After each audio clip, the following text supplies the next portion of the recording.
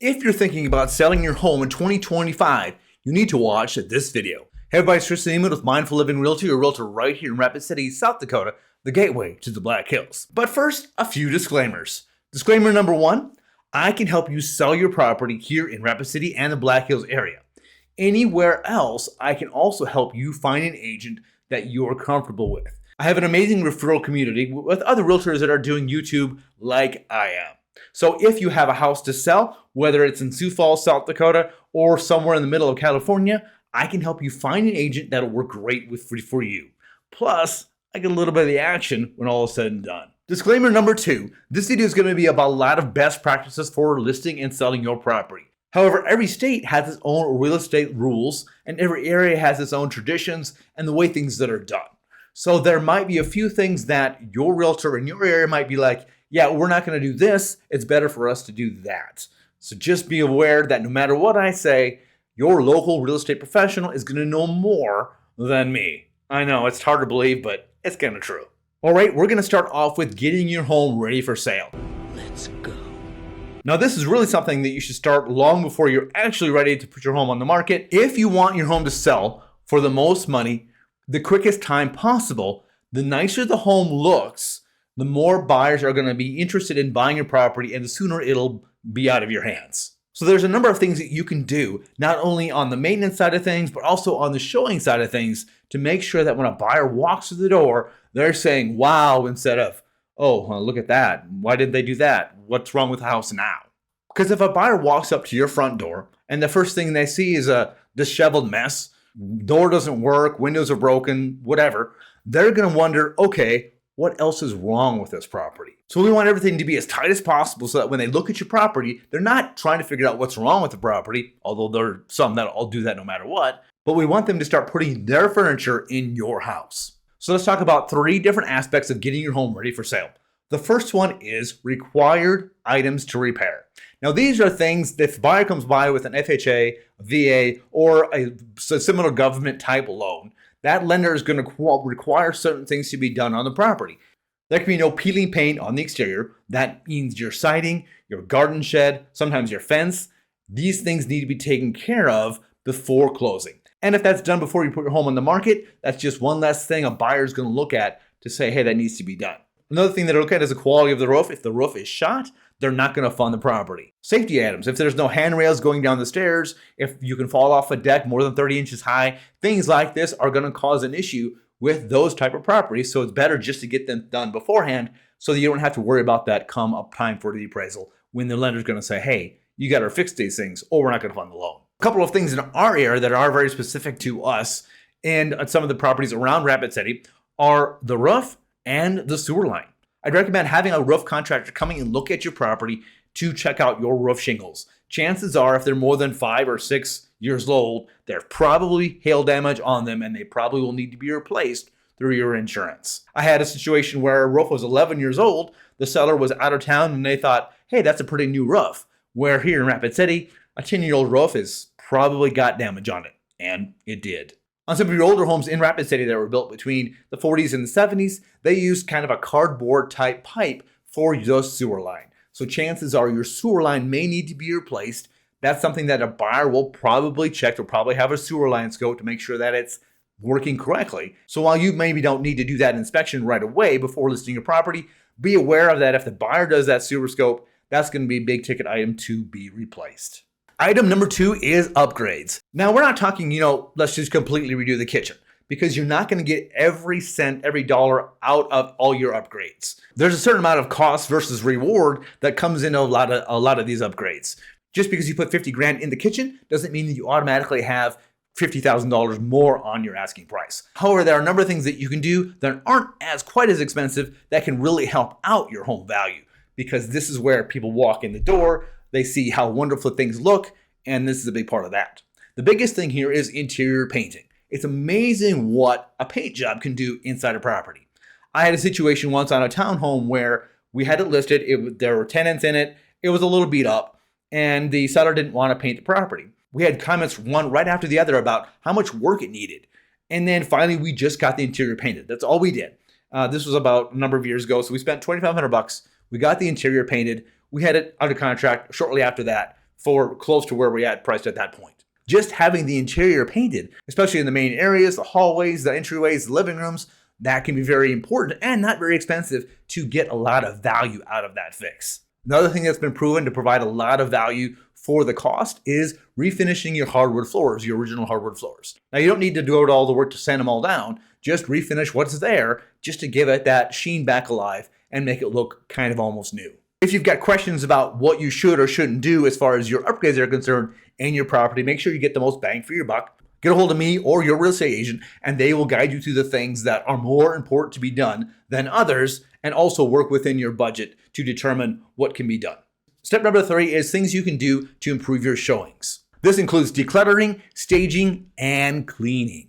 If you're going to sell your house, you're going to move anyway. So now is a great time to start packing up a lot of the extras, knickknacks, and stuff all around the house. So your cabinet of precious moments figurines, clean that a little bit so it's not chock full. All the Beanie Babies chock full in the bedroom, clean those up a little bit. The teenage daughter that's got all the posters all over the wall, maybe take some of those down. I'm not one to advocate completely getting rid of all the pictures of your house. I think it's great to see that you're still living there.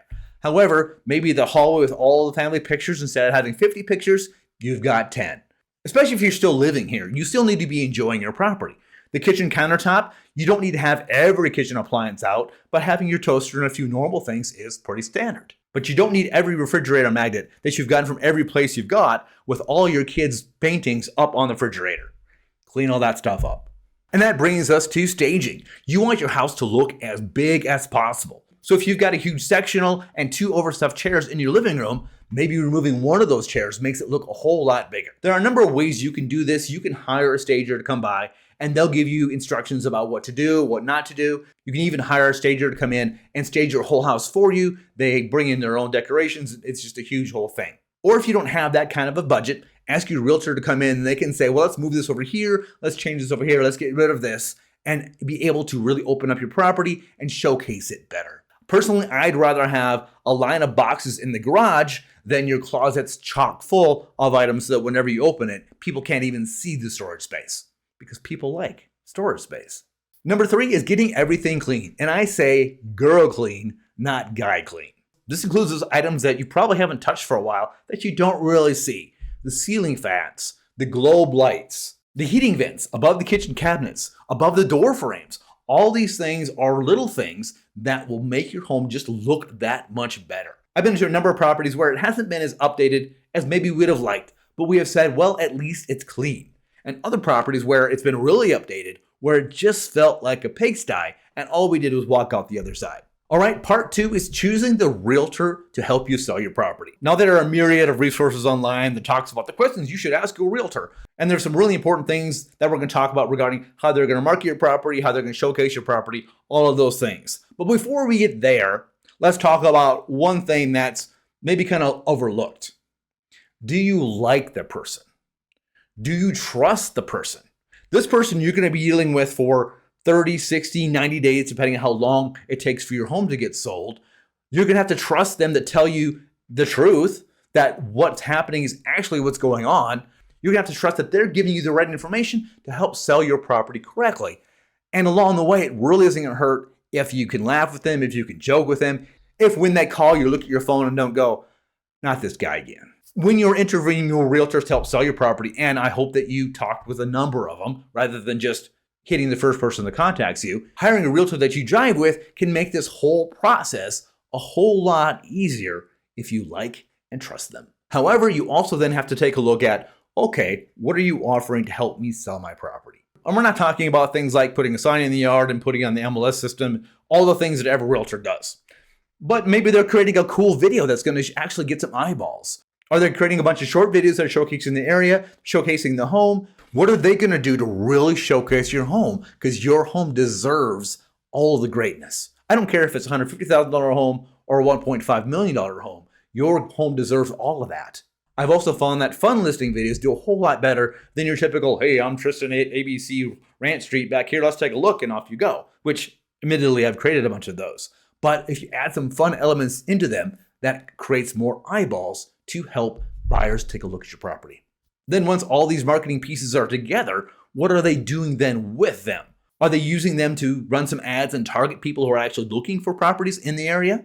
And I'm not just talking about a lot of views so you can say, oh, look how many views there are, but targeted views. What good are 10,000 views if they're from Argentina? They've got to be targeted to people who are looking for real estate to buy in your area. You can do all this within Facebook or within Google Ads.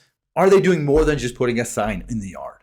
In case it wasn't clear, I do all that stuff, but just FYI. What can I say except you're welcome? However, getting your home to the point where it's under contract is one thing. Then we got to go from contract to close, and that's the completely other side of things that we don't talk about much as realtors because it really just isn't sexy. Yeah, I get you from contract to close isn't as fun as look at all these things that I'm doing to help sell your property.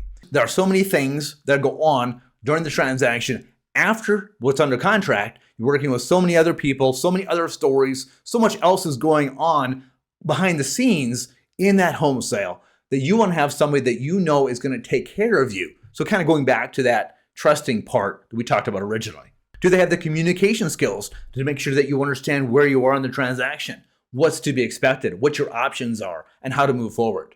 Do they have the systems in place to make sure that they're touching base with you on the different items along the way so that, you're informed of the situation? Hopefully you can find a realtor to help sell your house that meets all three of those qualifications. And also, as a quick side note, make sure that you understand who you're going to be working with. A lot of times on bigger teams, you talk with a front man, but then you're working on the side with everybody else that actually goes through the transaction. So make sure you have a clear understanding who you're working with when you are hiring a certain agent. Here at the Emond Team, although we're a team, you just get me. Sorry. Now it's time to talk about selling and then buying. If you've got a home to sell in another state and you want to buy a home here in Rapid City, you've got a number of options that we can talk about how it works best for you and your situation. The best situation is if you can buy the property here without selling your home there first. That will allow us to buy a property without that home sale contingency. Chatting with a local lender will help you make that determination as far as whether that's possible or not. And then you also have to make sure that you're comfortable with having maybe two mortgages for a while if that's how it rolls. It's also a great idea to have a conversation with the realtor that's helping you sell your house out of state to get a feel for, well, how long do you think this will take to sell, to help you make that determination. If you need to sell your home before you buy a home here, what we can do here when we write an offer on a property here in Rapid City is we can make that offer contingent upon your home selling, which means if your home doesn't sell in a certain amount of days, we get out of this contract, you get your earnest money back, life goes on.